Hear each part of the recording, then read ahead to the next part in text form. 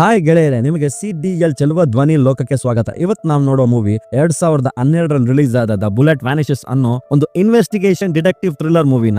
ಈ ಮೂವಿನು 2 ಪಾರ್ಟ್ ನಲ್ಲಿದೆ. ನೀವು ನೋಡಿ ಓಕೆ ಅಂದ್ರೆ ಸೆಕೆಂಡ್ ಪಾರ್ಟ್ ಮಾಡ್ತೀನಿ. ಈ ಮೂವಿಯ ಕಥೆ ಏನಂದ್ರೆ, ಕೊಲೆ ನಡೆದ ಜಾಗದಲ್ಲಿ ಸಿಕ್ಕ ಬುಲೆಟ್ಸ್ ನಿಂದ ಹೇಗೆ ನಮ್ಮ ಡಿಟೆಕ್ಟಿವ್ ಈ ಸರಣಿ ಕೊಲೆಗಳನ್ನು ಮಾಡುವ ಕೊಲೆಗಾರನ್ನ ಒಂದು ಥ್ರಿಲ್ಲಿಂಗ್ ಎಂಡಿಂಗ್ ಟ್ವಿಸ್ಟ್ ನೊಂದಿಗೆ ಕಂಡುಹಿಡಿಯೋದೇ ಕತೆ. ಬನ್ನಿ ಈಗ ಒಳಗೋಗಿ ಆ ಡಿಟೆಕ್ಟಿವ್ ನ ಡಿಸ್ಟೆನ್ಸ್ ಇಂದ ನೋಡೋಣ. ಅದಕ್ಕಿಂತ ಮುಂಚೆ ಇನ್ನು ಯಾರ್ಯಾರು ಸಬ್ಸ್ಕ್ರೈಬ್ ಮಾಡ್ಕೊಂಡಿಲ್ವೋ ದಯ ಮಾಡಿ ಸಬ್ಸ್ಕ್ರೈಬ್ ಮಾಡ್ಕೊಳ್ಳಿ ಮಾರ್ರೆ. ಮೂವಿಯ ಸ್ಟಾರ್ಟಿಂಗ್ ಸೀನ್ ನಲ್ಲೇ 1930 ಚೈನಾದ ಒಂದು ಬುಲೆಟ್ ಫ್ಯಾಕ್ಟರಿನ ತೋರಿಸ್ತಾರೆ. ಅದರಲ್ಲಿ ಎಲ್ರು ಅವರವರ ಕೆಲಸವನ್ನ ಮಾಡ್ತಾ ಇದ್ರೆ, ಅವತ್ತು ನೈಟ್ ಅದೇ ಫ್ಯಾಕ್ಟರಿಯಲ್ಲಿ ಒಂದು ಹುಡುಗಿಯ ಸುತ್ತ ಎಲ್ಲರೂ ನಿಂತಿರ್ತಾರೆ. ಅಲ್ಲಿಗೆ ಒಳ್ಳೆ ಸೈಬೀರಿಯಾದಲ್ಲಿ ಸಿಗೋ ಸುಂಡಿಳಿ ಇದ್ದಂಗ ಅವನಲ್ಲ, ಇವನ್ನೇ ಈ ಫ್ಯಾಕ್ಟರಿಯ ಓನರ್. ಅವನು ಬರ್ತಾನೆ. ಅವನ್ನ ನಾವು ಓನರ್ ಅಂತಾನೆ ಕರೆಯೋಣ. ಅಲ್ಲಿ ಮಂಡಿ ಊರಿ ನಿಂತ ಹುಡುಗಿ ಏನ್ ಮಾಡಿದ್ಲು ಅಂತ ಗೊತ್ತಿಲ್ಲ. ಆದ್ರೆ ಅವಳು ನಾನಿದನ್ನ ಮಾಡಿಲ್ಲ ಅಂತ ಹೇಳಿ ಅವಳಿಗವಳೆ ಫೈರ್ ಮಾಡ್ಕೊಂಡು ಸತ್ತೋಗ್ತಾಳೆ. ಸತ್ತ ಹುಡುಗಿನ ಅಲ್ಲಿಂದ ತಗೊಂಡ್ ಹೋಗ್ಬೇಕಾದ್ರೆ ಅವಳ ಬಾಯಲ್ಲಿ ಒಂದು ಬುಲೆಟ್ ನ ತೋರಿಸಿ ಹಾಗೆ ಟೈಟಲ್ ಹಾಕಿ ನೆಕ್ಸ್ಟ್ ನಮ್ಮ ಹೀರೋನ ತೋರಿಸ್ತಾರೆ. ಹೀರೋನ ಓಪನಿಂಗ್ ಸೀನ್ ನಲ್ಲೇ ಮರಳು ಗಡಿಯಾರನ ಸೈಡ್ ಅಲ್ಲಿ ಇಟ್ಟು ನೇಣ್ ಹಾಕೋತಾವ್ರೆ. ಓಹೋ, ಸ್ಟಾರ್ಟಿಂಗ್ ನಲ್ಲೇ ಹೀರೋನೇ ಕ್ಲೋಸ್ ಅನ್ಕೋಬೇಡಿ. ಹೀರೋ ನೇಣ್ ಹಾಕೊಂಡು ನೋವಲ್ಲಿ ನರಳಾಡ್ತಾ ಇದ್ರೆ ಆ ರೂಮ್ ನ ಹೊರಗೆ ಸೆಕ್ಯೂರಿಟಿ ಇದ್ದಾನೆ. ಅವನ ಹತ್ರನು ಸೇಮ್ ಮರಳು ಗಡಿಯಾರ ಇದೆ. ಹೀರೋ ಇಷ್ಟು ಟೈಮ್ ಆದ್ಮೇಲೆ ಒಳಗೆ ಬರಕ್ ಹೇಳಿರ್ತಾನೆ. ಆದ್ರೆ ಇಲ್ಲಿ ಗಡಿಯಾರ ಸರಿ ಇರೋದ ಕಾರಣ ಲೇಟ್ ಆಗಿ ಅವನು ಒಳಗೆ ಹೋಗ್ತಾನೆ. ಬಟ್ ಅಷ್ಟೊತ್ತಿಗಾಗ್ಲಿ ನೇತಾಡ್ತಿದ್ದ ಹೀರೋ ಅಲ್ಲಿಂದ ತಪ್ಪಿಸ್ಕೊಂಡಿರ್ತಾರೆ. ಇದೆಲ್ಲ ಹೇಗೆ ಜಿ ಅಂತ ಸೆಕ್ಯೂರಿಟಿ ಕೇಳಿದ್ರೆ, ಅದೆಲ್ಲ ನಿನಗೆ ಅರ್ಥ ಆಗೋಲ್ಲ ಬಿಡು. ಬಟ್ ಹೀರೋ ಯಾಕೆ ಇದನ್ನ ಮಾಡಿದ್ರು ಅಂದ್ರೆ, ಅವರ ಹತ್ರ ಒಂದು ನೇಣ್ ಹಾಕೊಂಡು ಸತ್ತ ಕೇಸ್ ಬಂದಿರುತ್ತೆ. ಅದು ಸೂಸೈಡಾ ಇಲ್ಲ ಕೊಲೆನಾ ಅಂತ ಕಂಡುಹಿಡಿಯೋಕೆ ಇವರು ಇಷ್ಟು ರಿಸ್ಕ್ ತಗೊಂಡವ್ರೆ. ಇದ್ರಲ್ಲಿ ಅವರು ಕಂಡುಹಿಡಿದೇನಂದ್ರೆ, ಈ ಕೇಸ್ ಕೊಲೆ ಅಲ್ಲ, ಸೂಸೈಡ್ ಅಂತ. ಬಿಕಾಸ್ ನಮ್ಮ ಹೀರೋ ಅಷ್ಟು ಪರ್ಫೆಕ್ಟ್ ಆದ ಡಿಟೆಕ್ಟಿವ್. ಇವರ ಕೆಲಸ ನೋಡಿದ ಇವರ ಹೆಡ್ ಇವ್ರಿಗೆ ಪ್ರಮೋಷನ್ ಕೊಟ್ಟು ಬೇರೆ ಊರಿಗೆ ಟ್ರಾನ್ಸ್ಫರ್ ಮಾಡ್ತಾರೆ. ಸೇಮ್ ಟೈಮ್ ಲೈನ್ ನಲ್ಲಿ ಇನ್ನೊಬ್ಬರನ್ನ ತೋರಿಸ್ತಾರೆ. ಒಳ್ಳೆ ಬಿಸ್ಕ್ ಫಾರ್ಮ್ ಬೇಕರಿಲಿ ಸಿಗೋ ಬ್ರೌನ್ ಬ್ರೆಡ್ ಇದ್ದಂಗ ಅವನಲ್ಲ, ಇವನೇ ನಮ್ಮ ಸೆಕೆಂಡ್ ಹೀರೋ. ಫಸ್ಟ್ ಹೀರೋನ ನಾವು ಸೀನಿಯರ್ ಅಂತಲೂ, ಸೆಕೆಂಡ್ ಹೀರೋನ ನಾವು ಜೂನಿಯರ್ ಅಂತಾನು ಕರೆಯೋಣ. ಜೂನಿಯರ್ ಬಂದ್ ತಿಂತವ್ರೆ ಅನ್ಕೊಂಡ್ ಸಾಫ್ಟ್ ಅನ್ಕೋಬೇಡಿ. ಇವ್ರೊಬ್ಬ ಪೊಲೀಸ್. ಈಗ್ಲೂ ಕಳ್ಳನ್ನ ಹಿಡಿಯೋಕೆ ಅಂತಾನೆ ವೇಟ್ ಮಾಡ್ತಾ ಇದ್ರೆ, ಆ ಕಳ್ಳ ಒಂದು ಮನೆಯೊಳಗೆ ಹೋಗಿರ್ತಾನೆ. ಅದ್ರೊಳಗೆ ಹೋಗಿ ಹೀರೋ ನೋಡಿದ್ರೆ ಆಲ್ರೆಡಿ ಒಂದು ಹುಡುಗಿನ ಕೈ ಕಾಲ್ ಕಟ್ಟಿ ನೇತಾಕಿರ್ತಾರೆ. ಅಲ್ಲೋಗಿ ಆ ಹುಡುಗಿನ ಕಾಪಾಡಿ ನೆಕ್ಸ್ಟ್ ಆ ಕಳ್ಳನ್ನ ಕಿಟಕಿಯಿಂದ ನೋಡಿದ್ರೆ ಮೇಲಿಂದ ಜಂಪ್ ಮಾಡಿ ಅವನು ಹೋಗ್ತಾ ಇರ್ತಾನೆ. ಇದನ್ನ ನೋಡಿದ ಅವರು ಕೂಡ ಸೇಮ್ ಪ್ಲೇಸ್ ನಿಂದ ಕೆಳಗೆ ಜಂಪ್ ಮಾಡ್ತಾರೆ. ಆದ್ರೂ ಅವನು ಇವ್ರಿಗೆ ಸಿಗಲ್ಲ. ಸೊ ಅಲ್ಲಿ ಅವನು ಮೇಲಿಂದ ಜಂಪ್ ಮಾಡಿದ ಜಾಗನ ನೋಡ್ತಾ ಇದ್ರೆ, ಇವರ ಫುಟ್ ಪ್ರಿಂಟ್ ಮತ್ತೆ ಕಳ್ಳನ ಫುಟ್ ಪ್ರಿಂಟ್ ನ ನೋಡಿ ಮೈಂಡ್ ನಲ್ಲೇ ಅನಾಲಿಸಿಸ್ ಮಾಡ್ತಾವ್ರೆ. ನೆಕ್ಸ್ಟ್ ಅನಾಲಿಸಿಸ್ ಮಾಡಿ ಅಸಿಸ್ಟೆಂಟ್ ಹತ್ರ ಆ ಕಳ್ಳ ಇಷ್ಟು ಹೈಟ್ ಅಂಡ್ weight ಮತ್ತೆ ಅವನ ಏಜ್ 25-30 ಇರ್ಬೇಕು ಅಂತ ಹೇಳಿದ್ರೆ, ಜಿ ಗುರುಜಿ ನೀವು ಸೂಪರ್ ಜಿ, ಹೆಂಗೆ ಜಿ ಇವೆಲ್ಲ ಅಂತ ಅಸಿಸ್ಟೆಂಟ್ ಅಂದ್ರೆ, ನಾನು ಮೇಲಿಂದ ಜಂಪ್ ಮಾಡಿದಾಗ ನನ್ನ ಹೈಟ್ weight ಗೆ ನನ್ನ ಫುಟ್ ಪ್ರಿಂಟ್ ಆಳ ಇಷ್ಟಿದೆ, ಅದೇ ಅವನ ಹೈಟ್ weight ಗೆ ಅಷ್ಟಿದೆ. ಮತ್ತೆ ಅವನು ಜಂಪ್ ಮಾಡಿದ್ಮೇಲೆ ಅವನ ಸ್ಟೆಪ್ ಲಾಂಗ್ ಆಗಿದೆ. ಸೊ ಅವನಿನ್ನು ವಯಸ್ಸು ಹುಡುಗ ಅಂತ ಗೊತ್ತಾಗುತ್ತೆ. ಅದಲ್ಲದೆ ಜಂಪ್ ಮಾಡಿದ್ರಲ್ಲ,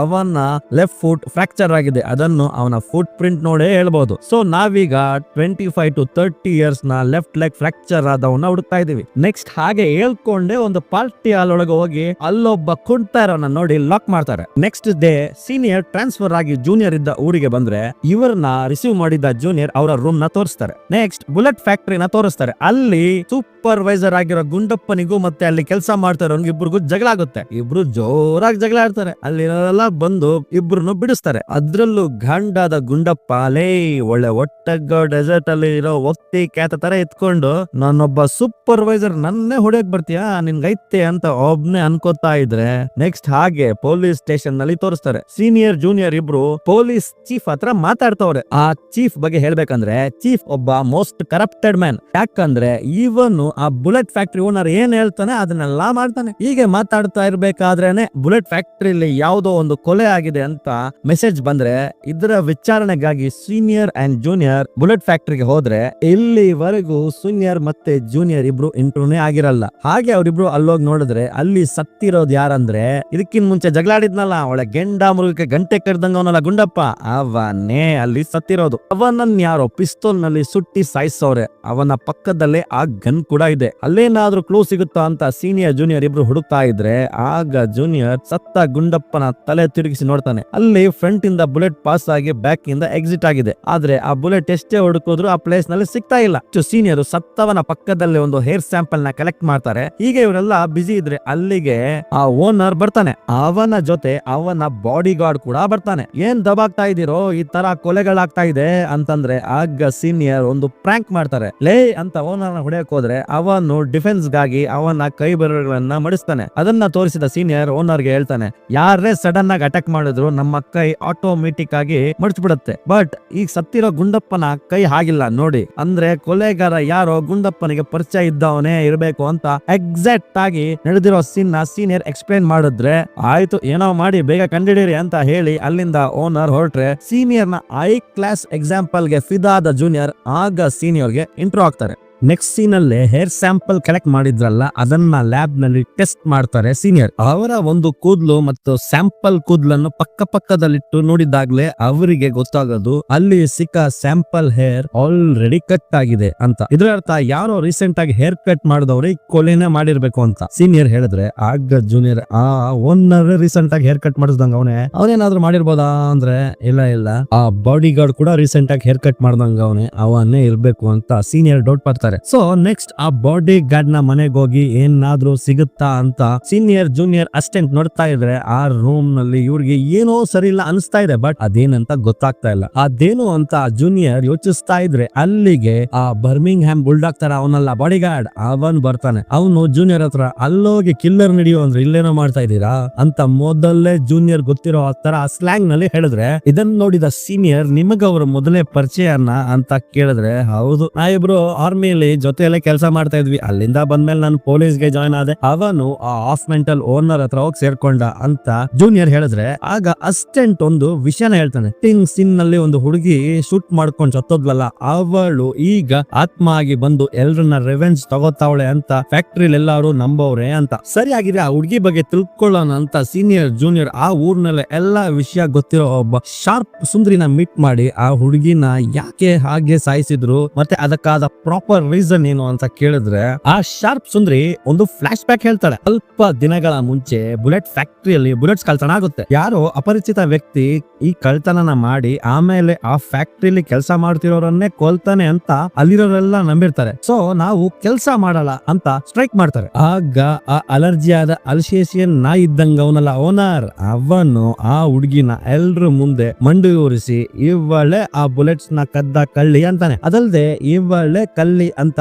ಪ್ರೂವ್ ಮಾಡ್ಲಿಕ್ಕೆ ಒಂದು ಟೆಸ್ಟ್ ಮಾಡ್ತಾನೆ. ಅದೇನಂದ್ರೆ ಗನ್ ನಲ್ಲಿ ಒಂದೊಂದೇ ಬುಲೆಟ್ ಹಾಕಿ ಫಸ್ಟ್ ಓನರ್ ಆಮೇಲೆ ಹುಡುಗಿ ಇಬ್ರು ಫೈರ್ ಮಾಡ್ಕೋಬೇಕು. ಓನರ್ ಹೇಳಿದ್ದು ಸುಳ್ಳಾದ್ರೆ ಓನರ್ ಸಾಯ್ತಾನೆ, ಹುಡುಗಿ ಸುಳ್ಳಾದ್ರೆ ಅವಳು ಸಾಯ್ತಾಳೆ. ಇದನ್ನ ಆ ದೇವ್ರೆ ಡಿಸೈಡ್ ಮಾಡ್ಲಿ ಅಂತ ಎಲ್ರು ಮುಂದೆ ಫಸ್ಟ್ ಓನರ್ ಒಂದು ಬುಲೆಟ್ ಹಾಕ್ತಾನೆ. ಅದನ್ನ ಓನರ್ ಹತ್ರ ಇದ್ದ ಇಬ್ರು ಗಮನಿಸ್ತಾರೆ. ಓನರ್ ಫೈರ್ ಮಾಡ್ಕೊಂತಾನೆ, ಆದ್ರೆ ಅದು ಫೈರ್ ಆಗಲ್ಲ. ನೆಕ್ಸ್ಟ್ ಇನ್ನೊಂದು ಸಾರಿ ಬುಲೆಟ್ ನ ಲೋಡ್ ಮಾಡಿ ಆ ಗುಂಡಪ್ಪನ ಕೈಲಿ ಆ ಹುಡುಗಿಗೆ ಕೊಡೋ ಅಂತ ಹೇಳಿದ್ರೆ ಅದನ್ನ ಪಕ್ಕದಲ್ಲಿದ್ದ ಇಬ್ರು ಶಾಕ್ ಅಲ್ಲಿ ನೋಡ್ತಾರೆ. ಮತ್ತೆ ಆ ಗುಂಡಪ್ಪನು ಕೂಡ ಗನ್ ತಗೊಂಡ್ ಹೋಗ್ಬೇಕಾದ್ರೆ ಅದನ್ನ ಶಾಕ್ ಅಲ್ಲೇ ನೋಡ್ತಾನೆ. ನೆಕ್ಸ್ಟ್ ಆ ಗನ್ ನ ಆ ಹುಡುಗಿ ಕೈಲಿ ಕೊಟ್ರೆ ಆಗ ಹುಡುಗಿ ಸ್ಟಾರ್ಟಿಂಗ್ ಸೀನ್ ನಲ್ಲಿ ತೋರಿಸಿರ್ತಾರ ನಾನವಳಲ್ಲ ಅಂತ ಫೈರ್ ಮಾಡ್ಕೊಂಡು ಸಾಯ್ತಾಳೆ. ಆಗ ಸತ್ತವಳ ಪಾಕೆಟ್ ನಿಂದ ಬುಲೆಟ್ಸ್ ಅನ್ನು ತೆಗೆದು ತೋರಿಸಿದ ಓನರ್ ಇವಳೆ ಕಲ್ಲಿ ಅಂತ ಎಲ್ಲರ ಮುಂದೆ ಹೇಳಿ ನಿಮ್ಮ ಕೆಲಸ ಮಾಡಿ ಯಾವ ಸ್ಟ್ರೈಕ್ ಮಾಡಬೇಡಿ ಅಂತ ಹೇಳಿ ಆ ಬುಲೆಟ್ ಅನ್ನ ಆ ಹುಡುಗಿ ಬಾಯಲ್ಲಿ ಹಾಕಿ ಕಳಿಸ್ತಾನೆ ಅಂತ ಎಲ್ಲಾ ವಿಷಯವನ್ನು ಆ ಸುಂದರಿ ಹೇಳಿದ್ರೆ, ಲೇ ಸೋರಿಯಾಸಿಸ್ ಬಂದ ಸೊಳ್ಳೆಗಳ ತರ ಇಟ್ಕೊಂಡು ಆ ಹುಡುಗಿನ ಹಾಗೆ ದೇವರ ಹೆಸರಲ್ಲಿ ಸಾಯಿಸ್ತಾರೇನೋ, ನಿಮ್ಮನ್ನು ಸುಮ್ಮನೆ ಬಿಡಲ್ಲ ನಾನು ಅಂತ ಆವೇಶದಲ್ಲಿ ಸೀನಿಯರ್ ಕೂಗಿದ್ರೆ ನೆಕ್ಸ್ಟ್ ಡೇ ಬುಲೆಟ್ ಫ್ಯಾಕ್ಟರಿಯ ಟನಲ್ ಹತ್ರ ಇನ್ವೆಸ್ಟಿಗೇಷನ್ ಗೋಸ್ಕರ ನೋಡ್ತಾ ಇದ್ರೆ ಆ ಟನಲ್ ಒಳಗೆ ಬುಲೆಟ್ ಫೈರ್ ಆದ ಸೌಂಡ್ ಕೇಳುತ್ತೆ. ಅಲ್ಲಿಗೆ ಹೋಗಿ ಏನಂತ ನೋಡಿದ್ರೆ ಅಲ್ಲಿ ಒಬ್ಬನ್ನ ಫೈರ್ ಮಾಡಿ ಸಾಯಿಸವ್ರೆ. ಸೇಮ್ ಹೇಗೆ ಗುಂಡಪ್ಪನ ಕೊಲೆ ಟೈಮ್ ನಲ್ಲಿತ್ತು ಹಾಗೆ ಗನ್ ಅಲ್ಲೇ ಪಕ್ಕದಲ್ಲಿದೆ. ಮತ್ತೆ ಆ ರೂಮ್ ಗೆ ಬರ್ಲಿಕ್ಕೆ ಇರೋದು ಒಂದೇ ದಾರಿ, ಅದರಿಂದನೇ ಇವ್ರು ಬಂದಿರೋದು. ಬೇರೆ ದಾರಿ ಇದೆಯಾ ಅಂತ ಚೆಕ್ ಮಾಡ್ಲಿಕ್ಕೆ ಸೀನಿಯರ್ ಅಸಿಸ್ಟೆಂಟ್ ಕೋಟ್ ನ ತಗೊಂಡು ಅದನ್ನ ಸುಡ್ತಾನೆ. ವೈ ಮೀನ್ಸ್ ಬೇರೆ ಯಾವ್ದಾದ್ರು ದಾರಿ ಇದ್ರೆ ಹೊಗೆ ಆ ಮೂಲಕ ಹೋಗುತ್ತೆ ಅಂತ, ಆದ್ರೆ ಹೊಗೆ ಎಲ್ಲೂ ಹೋಗ್ತಾ ಇಲ್ಲ. ಸೊ ಇರೋದು ಇದೊಂದೇ ಎಂಟ್ರಿ, ಬಟ್ ಹೌ ಅಂತ ಯೋಚಿಸ್ತಾ ಇದ್ರೆ ನೆಕ್ಸ್ಟ್ ಈಗ ಸತ್ತವನ ಪೋಸ್ಟ್ ಮಾರ್ಟಮ್ ಮಾಡಿ ನೋಡಿದ್ರೆ ಅಲ್ಲಿ ಗುಂಡಪ್ಪನ ಬಾಡಿ ತರಾನೇ ಬುಲೆಟ್ ಮಿಸ್ಸಿಂಗ್, ಅದಲ್ಲದೆ ಸ್ವಲ್ಪ ಮೂಳೆಗಳು ಮುರಿದಿರ್ತದೆ. ಇದೆಲ್ಲ ಓಕೆ, ಆ ಬುಲೆಟ್ ಸಿಗ್ತಾ ಇಲ್ಲ ಯಾಕೆ ಅಂತ ಇಬ್ರು ಯೋಚಿಸ್ತಾನೆ ಇರ್ತಾರೆ. ಅದಾದ್ಮೇಲೆ ಫ್ಯಾಕ್ಟ್ರಿಲಿದ್ದ ಒಬ್ಬ ಇಂಜಿನಿಯರ್ ನ ಮೀಟ್ ಮಾಡಕ್ ಹೋಗ್ತಾರೆ. ಬಿಕಾಸ್ ಬಿಕಾಸ್ ಈಗ ಸತ್ತವನು ಇಂಜಿನಿಯರ್ ಹತ್ರನೇ ಕೆಲಸ ಮಾಡ್ತಾ ಇರೋದು. ಅವನ ಬಗ್ಗೆ ಇಂಜಿನಿಯರ್ ನ ಕೇಳಿದ್ರೆ ಅವನು ಸರಿಯಾಗಿ ಏನು ಹೇಳ್ತಾ ಇಲ್ಲ. ಅಷ್ಟರಲ್ಲಿ ಈ ಅಮೆಜಾನ್ ಕಾಡಲ್ಲಿ ಆಮೆ ಹಿಡಿಯೋಂಗ್ ಅವನಲ್ಲ ಅಸ್ಟೆಂಟ್, ಅವನು ಅಲ್ಲಿ ಹೊಸದಾಗಿ ಕಂಡುಹಿಡಿದಿರೋ ಬುಲೆಟ್ಸ್ ಲೋಡಿಂಗ್ ಕ್ಯಾಪ್ ನ ಸೀನಿಯರ್ ಗೆ ತೋರಿಸ್ತಾನೆ. ಅದೇನಂದ್ರೆ ಅದರಲ್ಲಿ ಒಂದೇ ಸಾರಿ 6 ಬುಲೆಟ್ ಅನ್ನು ಲೋಡ್ ಮಾಡಬಹುದು. ಅದಲ್ಲದೆ ಇದನ್ನ ಕಂಡುಹಿಡಿದಿದ್ದು ಹೀಗೋದ್ನಲ್ಲ ಇಂಜಿನಿಯರ್ ಅವನೇನೆ.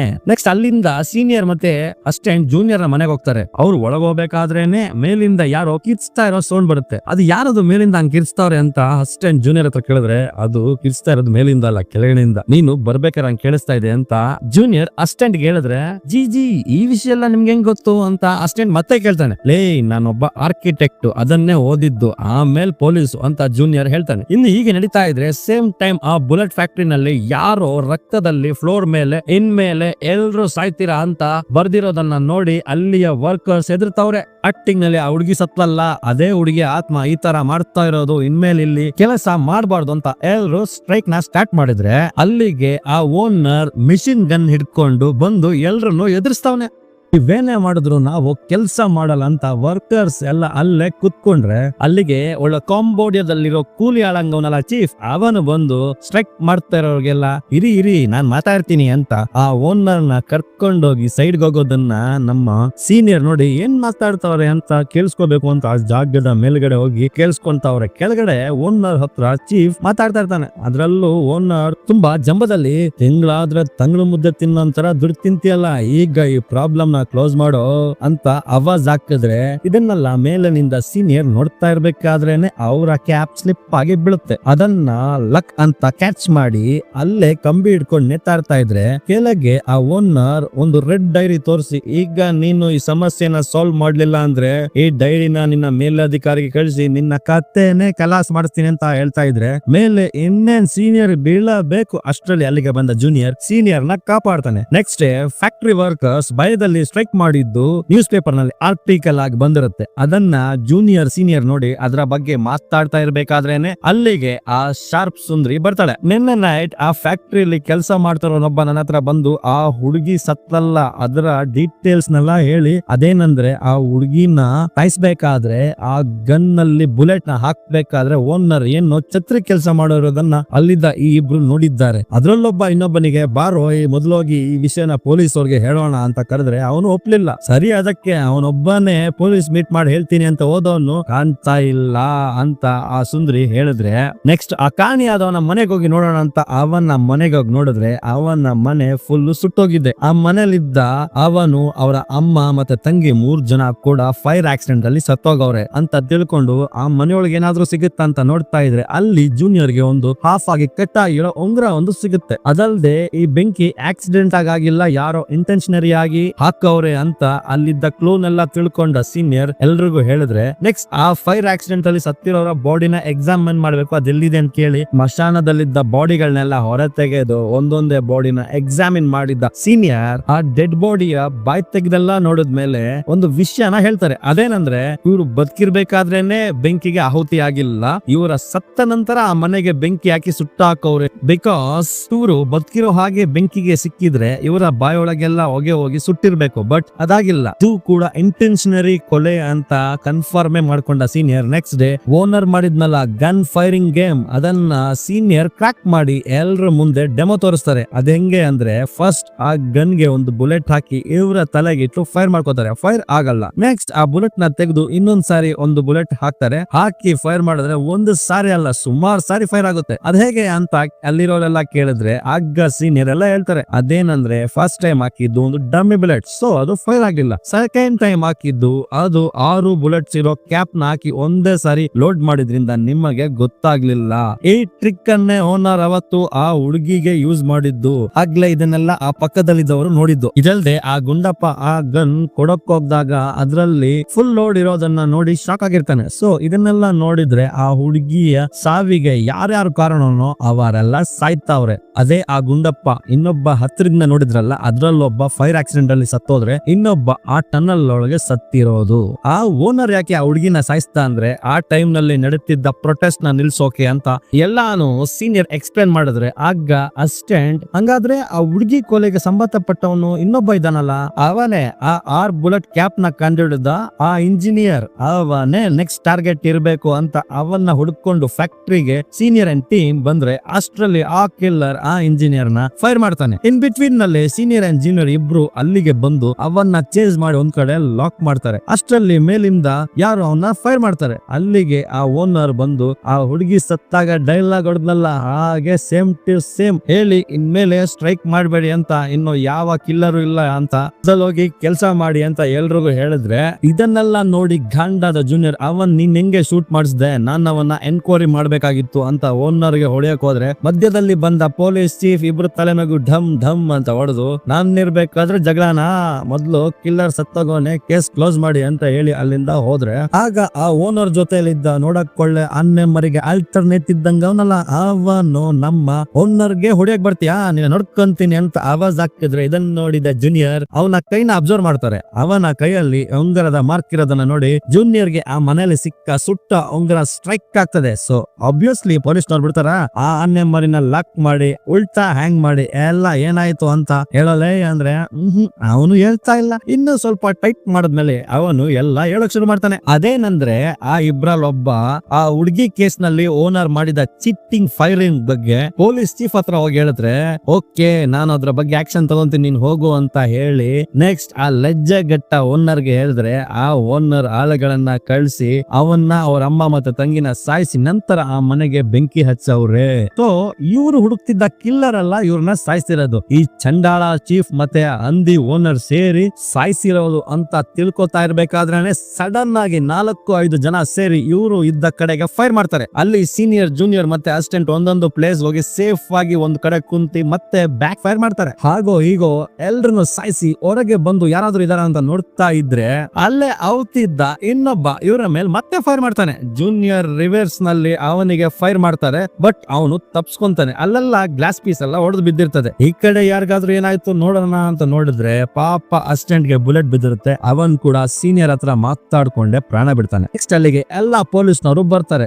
ಆಗ ಅಲ್ಲಿ ಬಂದಿದ್ದ ಪೊಲೀಸ್ ಅವನೊಬ್ಬನ ಕಾಲನ್ನ ನೋಡಿದ ಜೂನಿಯರ್ ಅದ್ರ ಮೇಲೆ ಗ್ಲಾಸ್ ಪೀಸ್ ಇರೋದನ್ನ ನೋಡಿ ಇದಕ್ಕಿಂತ ಮುಂಚೆ ಅಸಿಸ್ಟೆಂಟ್ ನ ಫೈರ್ ಮಾಡಿದ್ದು ಇವನೇ ಅಂತ ತಿಳ್ಕೊಂಡು ಇದನ್ನ ಮಾಡ್ಸಿರೋದು ಆ ಚೀಫ್ ಅಂತ ಎಲ್ಲಾನು ತಿಳ್ಕೊಂಡ ಮೇಲೆ ನೆಕ್ಸ್ಟ್ ಅಸಿಸ್ಟೆಂಟ್ ನ ಫ್ಯೂನರಲ್ ನ ಅಟೆಂಡ್ ಮಾಡಿ ಜೂನಿಯರ್ ಸೀನಿಯರ್ ಹತ್ರ ಹೇಳ್ತಾರೆ ನೀವು ಇಲ್ಲೇ ಇದ್ರೆ ನಿಮ್ಮ ಪ್ರಾಣಕ್ಕೆ ಆಪತ್ತಾಗ್ಬೋದು, ನೀವು ಹೊರಡಿ ಅಂದ್ರೆ ಇಲ್ಲ ನಾನು ಈ ಕೇಸ್ ನ ಕ್ಲೋಸ್ ಮಾಡದೆ ಹೋಗೋದೇ ಇಲ್ಲ ಅಂತ ನೆಕ್ಸ್ಟ್ ಡೇ ಲ್ಯಾಬ್ ನಲ್ಲಿ ಸತ್ತ ಇಂಜಿನಿಯರ್ ಬಾಡಿಲಿ ಬುಲೆಟ್ ನ ಕಂಡಿಡಿದ ಮೇಲೆ ಇವರಿಗೆ ಗೊತ್ತಾಗೋದು ಈ ಕೊಲೆನ ಕಿಲ್ಲರ್ ಮಾಡಿಲ್ಲ ಅಂತ. ಹಾಗೆ ನೆಕ್ಸ್ಟ್ ಹಳೆ ಬಾಡಿಗಳನ್ನ ಮತ್ತೆ ರೀ ಎಕ್ಸಾಮಿನ್ ಮಾಡಿದಾಗ್ಲೇ ಇವರಿಗೆ ಇನ್ನೊಂದು ಟ್ವಿಸ್ಟ್, ಆಕ್ಚುಲಿ ಅಲ್ಲಿ ಬುಲೆಟ್ ಇರುತ್ತೆ ಆದ್ರೆ ಅದು ಬೋನ್ ನಿಂದಾದ ಬುಲೆಟ್, ದಟ್ಸ್ ವೈ ಅದು ಅವ್ರಿಗೆ ಕಾಣ್ತಾ ಇರ್ಲಿಲ್ಲ. ಸೊ ಅದು ಈಗ ಸೀನಿಯರ್ ಗೆ ಹೊಡೆದು ಎಲ್ಲರಿಗೂ ಎಕ್ಸ್ಪ್ಲೈನ್ ಮಾಡ್ತಾರೆ. ಈ ಬೋನ್ ಬುಲೆಟ್ ನೋಡಿದ ಹೀರೋಗೆ ಆಗ್ಲೇ ಒಂದು ವಿಷಯ ಕೂಡ ಸ್ಟ್ರೈಕ್ ಆಗುತ್ತೆ. ಅದೇನಂದ್ರೆ ಆ ಬಾಡಿ ಗಾರ್ಡ್ ಮನೆಗೆ ಚೆಕ್ ಮಾಡಕ್ ಹೋದಾಗ ಆ ಜಾಗದಲ್ಲಿ ಬೋನ್ ಪೀಸ್ ಮತ್ತೆ ಗನ್ ಪೌಡರ್ ನ ನೋಡಿರ್ತಾರೆ. ಸೊ ಆ ಬಾಡಿ ಗಾರ್ಡ್ ಬೋನ್ ಬುಲೆಟ್ಸ್ ನ ರೆಡಿ ಮಾಡಿ ಕೊಲೆಗಳನ್ನ ಮಾಡಿರ್ತಾನೆ. That means the original killer is the bodyguard ಅಂತ ಅವನ್ನ ಹಿಡಿಬೇಕು ಅಂತ ಅವನಿರೋ ಜಾಗಕ್ಕೆ ಜೂನಿಯರ್ ಮತ್ತೆ ಸೀನಿಯರ್ ಇಬ್ರು ಹೋದ್ರೆ ಅಲ್ಲಿ ನೋಡಿದ್ರೆ ಬಾಡಿ ಗಾರ್ಡ್ ಮತ್ತೆ ಓನರ್ ಇಬ್ರು ಇರ್ಬೇಕಾದ್ರೇನೆ ಬಾಡಿ ಗಾರ್ಡ್ ಚೆಕ್ ಅಂತ ಗನ್ ಎತ್ತಿ ಫಟ್ ಅಂತ ಓನರ್ ನ ಸಾಯಿಸ್ತಾನೆ. ಹಾಗೆ ಅವನ ಮೇಲೆ ಅನುಮಾನ ಬರಬಾರ್ದು ಅಂತ ಅವನ ತೋಳಿಗೆ ಅವನೇ ಫೈರ್ ಮಾಡ್ಕೊಂತಾನೆ. ಈ ಸೌಂಡ್ ಕೇಳಿ ಮೇಲೆ ಬಂದವ್ರಿಗೆಲ್ಲ ಈ ಕಿಟಕಿಯಿಂದಾನೆ ಆ ಕಿಲ್ಲರ್ ತಪ್ಪಿಸ್ಕೊಂಡೋದ ಅಂತ ಹೇಳಿ ಅವರಿಗೆಲ್ಲ ಯಾಮಾರ್ಸಿ ಇವನು ತಪ್ಪಿಸ್ಕೊಳ್ಳಕ್ ನೋಡಿದಾಗ ಆಪೋಸಿಟ್ ಬಂದ junior and senior bodyguard ನ ಹಿಡಿಯಕ್ಕೆ ನೋಡಿದ್ರೆ ವಾಪಸ್ ಬಾಡಿ ಗಾರ್ಡ್ ಜೂನಿಯರ್ ಮೇಲೆ ಫೈರ್ ಮಾಡ್ತಾನೆ. ಬಟ್ ಹಾಗೆ ಜೂನಿಯರ್ ಕೂಡ ಬಾಡಿ ಗಾರ್ಡ್ ಮೇಲೆ ಫೈರ್ ಮಾಡ್ತಾನೆ. ಬಾಡಿ ಗಾರ್ಡ್ ಮಾಡಿದ ಫೈರ್ ಜೂನಿಯರ್ ನ ತೋಳುಗೊಡಿದ್ರೆ ಜೂನಿಯರ್ ಮಾಡಿದ ಫೈರಿಂಗ್ ಇಂದ ಆ ಬುಲೆಟ್ ಬಾಡಿ ಗಾರ್ಡ್ ನ ತಲೆಗೆ ಬಿದ್ದು ಅವನು ಸಾಯ್ತಾನೆ. ಅಲ್ಲಿಗೆ ಬಾಡಿ ಗಾರ್ಡ್ ನ ಕತೆ ಹೋಗಯ್ಯ. ಅಲ್ಲಿಗೆ ಬಂದ ಆ ಚಂಡಾಳ ಚೀಫ್ ಎಲ್ಲಾ ಕೊಲೆಗಳನ್ನು ಮಾಡಿರೋನು ಇವನೇ, ಸರಿ ಕೇಸ್ ನ ಕ್ಲೋಸ್ ಮಾಡಿ ಅಂತ ಅಲ್ಲಿರೋ ಪೊಲೀಸ್ ಅವ್ರಿಗೆ ಹೇಳಿದ್ರೆ ಅವಾಗ ಸೀನಿಯರ್ ಕೋಸ್ಟರಿಕಾ ಕೊಡಂಗೆ ಅವನು ಮಾಡಿದ 2 ಕೊಲೆ ಮಾತ್ರ ಆ ಫೈರ್ ಆಕ್ಸಿಡೆಂಟ್ ಅಲ್ಲಿ ಸಾಯಿಸಿದ್ದು ಮತ್ತೆ ನಮ್ಮ ಅಸಿಸ್ಟೆಂಟ್ ನ ಸಾಯಿಸಿದ್ದು ನೀನೆ ಅಂತಂದ್ರೆ ಏನ್ ಮಾತಾಡ್ತಾ ಇದೀಯ ನೀನು, ನಿನ್ನ ಹತ್ರ ಏನಾದ್ರೂ ಪ್ರೂಫ್ ಇದೆಯಾ ಅಂತ ಚೀಫ್ ಕೇಳಿದ್ರೆ ಆಗ ಸತ ಬಾಡಿ ಗಾರ್ಡ್ ನ ಪ್ಯಾಕೆಟ್ ನಿಂದ ಒಂದು ರೆಡ್ ಕಲರ್ ಡೈರಿನ ತೆಗೆದು ನೀನ್ ಮಾಡಿದ ಕರ್ಮಗಳೆಲ್ಲ ಇದ್ರಲ್ಲಿದೆ ಅಂದ್ರೆ ಆ ಡೈರಿ ನೋಡಿ ಶಾಕ್ ಆದ ಚೀಫ್ ಏನು ಮಾತಾಡ್ರೆ ಅಲ್ಲಿಂದ ಹೋದ್ರೆ ಅದೇನು ಅಂತ ಅಲ್ಲಿರೋ ಪೊಲೀಸ್ ಕೇಳಿದ್ರೆ ಅದೆಲ್ಲ ಸೀಕ್ರೆಟ್ ಹೇಳೋಕ್ಕಾಗಲ್ಲ ಅಂತ ಒಂದು ಸೀನ್ ನಲ್ಲಿ ಆ ಓನರ್ ಚೀಫ್ ನ ಆ ರೆಡ್ ಕಲರ್ ಡೈರಿ ತೋರಿಸಿ ಎದುರಿಸ್ತಾ ಇದ್ದನ್ನ ನೆನ್ಸ್ಕೊಂಡು ಮಾತಾಡ್ತಾ ಇದ್ರೆ ಸುಮ್ನಿರದ ಆ ಚೀಫ್ ಅಲ್ಲಿದ್ದ ಬಾಂಬ್ ನ ಬ್ಲಾಸ್ಟ್ ಮಾಡಕ್ ನೋಡ್ತಾನೆ. ಅದನ್ನ ನೋಡಿದ ಜೂನಿಯರ್ ಫೈರ್ ಮಾಡ್ತಾನೆ, ಬಟ್ ಬಾಂಬ್ ಟ್ರಿಗರ್ ಆಗಿ ಆ ಫ್ಯಾಕ್ಟರಿನೇ ಬ್ಲಾಸ್ಟ್ ಆಗುತ್ತೆ. ಆ ಬ್ಲಾಸ್ಟ್ ನಿಂದ ಸೀನಿಯರ್ ಜೂನಿಯರ್ ಹರಸಾಹಸ ಮಾಡಿ ತಪ್ಸ್ಕೊಳ್ತಾರೆ. ಆದ್ರೂ ಜೂನಿಯರ್ ಗೆ ಸ್ವಲ್ಪ ಪೆಟ್ಟಾಗುತ್ತೆ. ಸೊ ಹಾಸ್ಪಿಟಲ್ ಗೆ ಸೇರಿಸಿದ್ರೆ ಅಲ್ಲಿಗೆ ಬಂದ ಶಾರ್ಪ್ ಸುಂದರಿ ಫುಲ್ ಅಳ್ತಾವಳೆ. ಆಗ್ಲೇ ನಮಗ್ ಗೊತ್ತಾಗೋದು ಜೂನಿಯರ್ಗೂ ಶಾರ್ಪ್ ಸುಂದರಿಗೂ ಏನೋ ವರ್ಕೌಟ್ ಆಗಿದೆ ಅಂತ. ನೆಕ್ಸ್ಟ್ ಸ್ವಲ್ಪ ದಿನದಲ್ಲೇ ಜೂನಿಯರ್ ಡಿಸ್ಚಾರ್ಜ್ ಆಗಿ ಪೊಲೀಸ್ ಚೀಫ್ ನ ಪ್ಲೇಸ್ ಗೆ ಪ್ರಮೋಟ್ ಆಗ್ತಾರೆ. ಇದೆಲ್ಲ ಹೀಗೆ ನಡೀತಾ ಇದ್ರೆ ಈಗ್ಲೂ ಸೀನಿಯರ್ ಗೆ ಆ ಮಿಸ್ಟ್ರಿ ಅರ್ಥನೇ ಆಗ್ತಾ ಇಲ್ಲ. ಅದ್ಯಾವ್ದಂದ್ರೆ ಆ ಟನಲ್ ನಲ್ಲಿ ಒಬ್ಬ ಸತ್ತೋದ್ನಲ್ಲ, ಅಲ್ಲಿ ಆ ಕಿಲ್ಲರ್ ಹೇಗೆ ಇವರಿಂದ ತಪ್ಸ್ಕೊಂಡ ಅಂತ. ಬಿಕಾಸ್ ಆ ರೂಮ್ ಗೆ ಒಂದೇ ಎಕ್ಸಿಟ್ ಇರೋದು, ಆ ಎಕ್ಸಿಟ್ ಅಲ್ಲಿ ಇವ್ರು ಬಂದಿದ್ದು, ಇನ್ಯಾವ ಜಾಗನೂ ಇಲ್ಲ. ಅದೇಗೆ ಅಂತ ಯೋಚಿಸ್ಕೊಂಡು ಅದನ್ನ ಕಂಡುಹಿಡಿಯಲಿಕ್ಕೆ ಬಾಡಿ ಗಾರ್ಡ್ ನ ಮನೆಗೆ ಹೋಗಿ ಅಲ್ಲೇನಾದ್ರೂ ಸಿಗುತ್ತಾ ಅಂತ ಹುಡುಕ್ತಾ ಇದ್ರೆ ಅಲ್ಲಿ ರೆಡ್ ಕಲರ್ ನಲ್ಲಿ 4-5 ಕವರ್ ಗಳನ್ನ ನೋಡಿದ ಸೀನಿಯರ್ ಅದರೊಳಗೆ ಬಾಡಿ ಗಾರ್ಡ್ ಗೆ ಯಾರು ಬೇರೆಯವರು ಸಾಯಿಸೋದಕ್ಕೆ ಇನ್ಸ್ಟ್ರಕ್ಷನ್ಸ್ ಕೊಟ್ಟಿರ್ತಾರೆ. ಇದನ್ನೆಲ್ಲ ತಿಳ್ಕೊಂಡ ಸೀನಿಯರ್ ಇದ್ರಲ್ಲಿ ಇನ್ನೊಂದು ಟ್ವಿಸ್ಟ್ ಏನಂದ್ರೆ ಆ ರೆಡ್ ಕಲರ್ ಕವರ್ಸ್ ನ ಯಾವಾಗ್ಲೂ ಜೂನಿಯರ್ ಯೂಸ್ ಮಾಡ್ತಾ ಇರೋದನ್ನ ಸೀನಿಯರ್ ನೋಡಿರ್ತಾರೆ. ಸೊ ಜೂನಿಯರ್ ಮೇಲೂ ಸಂದೇಹ ಪಟ್ಟು ಜೂನಿಯರ್ ನ ಮನೆಗೆ ಹೋಗಿ ನೋಡಿದ್ರೆ ಅಲ್ಲಿ ಒಂದು ಸೀಕ್ರೆಟ್ ಚೇಂಬರ್ ನಲ್ಲಿ ಆ ರೆಡ್ ಕಲರ್ ಡೈರಿ ಸಿಗುತ್ತೆ. ಇದರಲ್ಲಿ ಇನ್ನೊಂದು ಟ್ವಿಸ್ಟ್ ಏನಂದ್ರೆ ಆ ಚೀಫ್ ಗೆ ತೋರಿಸಿದ್ದು ಡೂಪ್ಲಿಕೇಟ್ ಡೈರಿ. ಬಾಡಿ ಗಾರ್ಡ್ ಹತ್ರ ಇದ್ದ ಕಾಮನ್ ಡೈರಿನ ಅಲ್ಲೇ ಇದ್ದ ಬ್ಲಡ್ ನಲ್ಲಿ ಮುಳುಗಿಸಿ ಅದು ರೆಡ್ ತರ ಕಾಣೋದ್ರಿಂದ ಅದನ್ನ ಆ ಮುಟ್ಟಾಳ ಚೀಫ್ ಗೆ ತೋರಿಸಿ ಸೀನಿಯರ್ ಯಾಮಾರಿಸಿರ್ತಾರೆ. ನೆಕ್ಸ್ಟ್ ಸೀನಿಯರ್ ಜೂನಿಯರ್ ಗೆ ಅದೇ ಟನಲ್ ಗೆ ಬರೋಕ್ ಹೇಳಿದ್ರೆ ಅಲ್ಲಿಗೆ ಜೂನಿಯರ್ ಕೂಡ ಬರ್ತಾನೆ. ಕೊಲೆ ನಡೆದ ಪ್ಲೇಸ್ ನಲ್ಲಿ ಚೇರ್ ಮೇಲೆ ಆ ರೆಡ್ ಡೈರಿ ಮತ್ತೆ ಅದರ ಮೇಲೆ ಒಂದು ಬುಲೆಟ್ ಇಟ್ಟಿರ್ತಾರೆ. ಅದನ್ನ ನೋಡಿ ಅಲ್ಲಿಂದ ಸೀನಿಯರ್ ಇರೋ ಜಾಗಕ್ಕೆ ಜೂನಿಯರ್ ಹೋದ್ರೆ ಆಗ ಸೀನಿಯರ್, ನೀನು ಆರ್ಕಿಟೆಕ್ಟ್ ಅಲ್ಲ, ಸೊ ನಿನ್ನ ರೇಂಜ್ ಗೆ ಪ್ಲಾನ್ ಮಾಡಿದ್ಯಾ ಬಿಡು. ಅವತ್ತು ಫಸ್ಟ್ ಟನಲ್ ಒಳಗೆ ಕೊಲೆ ನಡೆದಿದೆ, ಆಮೇಲೆ ನಾವು ಅದ್ರೊಳಗೆ ನಡೆದುಕೊಂಡು ಹೋಗ್ಬೇಕಾದ್ರೆ ಹೊರಗೆ ಯಾರೋ ಕೈಲಿ ಫೈರ್ ಮಾಡಿಸಿ ಅದ್ರ ಎಕ್ಕೋ ಟನಲ್ ಒಳಗೆ ಕೇಳ್ಸಂಗ್ ಮಾಡಿ ನಾವು ಟನಲ್ ಒಳಗೇನೆ ಫೈರ್ ಆಗಿದೆ ಅಂತ ತಿಳ್ಕೊಂಡ್ವಿ. ಅದಲ್ದೆ ಇದೆಲ್ಲ ಆ ಬಾಡಿ ಗಾರ್ಡ್ ರಿವೆಂಜ್ ಗೋಸ್ಕರ ಏನು ಮಾಡಿಲ್ಲ. ಈ ತರ ಮಾಡಿದ್ರೆ ಅದರಿಂದ ಓನರ್ ಮತ್ತೆ ಪೊಲೀಸ್ ಚೀಫ್ ಗೆ ಪ್ರಾಬ್ಲಮ್ ಬಂದು ಚೀಫ್ ನ ಸೀಟ್ ನಿಂದ ಕೆಳಗಿಳಿಸ್ತಾರೆ. ಸೊ ಆ ಜಾಗಕ್ಕೆ ನೀನ್ ಬರ್ಬೇಕು ಅಂತ ತಾನೇ ಇದೆಲ್ಲ ಮಾಡಿದೆ ಅಂತ ಒಂದು ದೊಡ್ಡ ಟ್ವಿಸ್ಟ್ ನ ಸೀನಿಯರ್ ರಿವೀಲ್ ಮಾಡ್ತಾರೆ. ದೇರ್ಫೋರ್ ಇದಕ್ಕೆಲ್ಲ ಕಾರಣ ಜೂನಿಯರ್. ಇದನ್ನೆಲ್ಲ ಕೇಳಿಸ್ಕೊಂಡ ಜೂನಿಯರ್ ನಾನ್ ಮಾಡಿದ್ದು ತಪ್ಪು ಅಂತ ಅವನಿಗೆ ಅವನೇ ಫೈರ್ ಮಾಡ್ಕೊಂಡು ಸಾಯ್ತಾನೆ. ಅಲ್ಲಿಗೆ ಈ ಮರ್ಡರ್ ಮಿಸ್ಟ್ರಿ ಮುಗಿಯುತ್ತೆ. ಹಾಗೆ ನೆಕ್ಸ್ಟ್ ಸೀನಿಯರ್ ಟ್ರಾನ್ಸ್ಫರ್ ಆಗಿ ಆ ಊರ್ ಬಿಟ್ಟು ಹೋಗ್ತಾ ಇರೋದನ್ನ ತೋರಿಸಿ ಈ ಮೂವಿನ ಎಂಡ್ ಮಾಡ್ತಾರೆ. ಹಾಗೆ ಈ ಮೂವಿಗೆ ಸೆಕೆಂಡ್ ಪಾರ್ಟ್ ಕೂಡ ಇದೆ. ನೀವು ಇದನ್ನ ನೋಡಿ ಓಕೆ ಅಂದ್ರೆ ಅದನ್ನು ಮಾಡೋಣ. ಮತ್ತೆ ಈ ಮೂವಿಯ ಎಕ್ಸ್ಪ್ಲನೇಷನ್ ಹೇಗಿದೆ ಅಂತ ನೀವು ದಯಮಾಡಿ ಕಮೆಂಟ್ ಮಾಡಿ. ಇಷ್ಟ ಆದ್ರೆ ಲೈಕ್ ಮಾಡಿ. Thank you.